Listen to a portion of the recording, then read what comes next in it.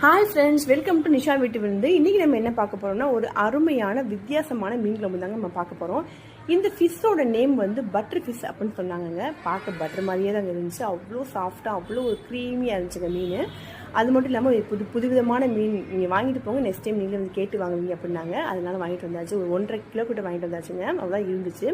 ஒரு அடிகனமான அகலமான பாத்திரத்தில் நல்லெண்ணெய் விட்டுக்கோங்க. 1 ஸ்பூன் வெந்தயம், சோம்பு, சின்ன வெங்காயம், வெள்ளைப்பூடு, கருவேப்பிலை போட்டு நல்லா வதக்கிக்கோங்க. தேவையான அளவு புளிக்கரசலோடு நம்ம மசாலா பொடியும் சேர்த்து கலந்து வச்சுக்கோங்க. அதையும் போட்டு நல்லா நல்லா கொதி வர விடுங்க. நான் வந்து 2 சில் தேங்காய் சில்லோட ஒரு 4 தக்காளி, சின்ன வெங்காயம் போட்டு பேஸ்ட்டாக அரைச்சி வச்சுக்கேன். அந்த பேஸ்ட்டையும் போட்டு நல்லா கொதிக்க விடுங்க. உப்பு போட்டுக்கோங்க. கொதிக்க விட்டுட்டு ஒரு 10 பீஸ் மட்டும் 10-12 பீஸ் போட்டுக்கோங்க குழம்புக்கு.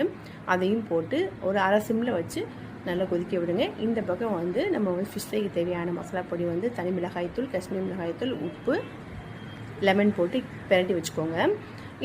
நம்ம இங்கே பிரட்டிருக்க சமயம் அங்கே வந்து குழம்பு வந்து நமக்கு ரெடி ஆகிடுச்சு. ஸ்டவ் ஆஃப் பண்ணிடலாம். நீங்கள் நம்ம வந்து ஃபிஷ் ஃப்ரைக்கு தேவையான எண்ணெயும் போட்டுக்கோங்க. அந்த கருவேப்பிலை ஸ்மெல் வந்து சூப்பராக இருக்கும். கண்டிப்பாக இதை நான் செஞ்ச மாதிரி செய்யுங்க.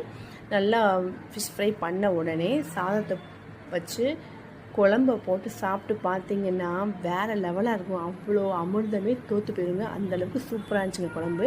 கண்டிப்பாக இந்த ஃபிஷ் கிடச்சிச்சா நீங்கள் கண்டிப்பாக என்னை மாதிரி செஞ்சு பாருங்கள். செஞ்சு பார்த்துட்டு எப்படி வந்துச்சுன்றது கமெண்ட் பண்ணுங்கள், ஷேர் பண்ணுங்கள், சப்போர்ட் பண்ணுங்கள். Bye friends.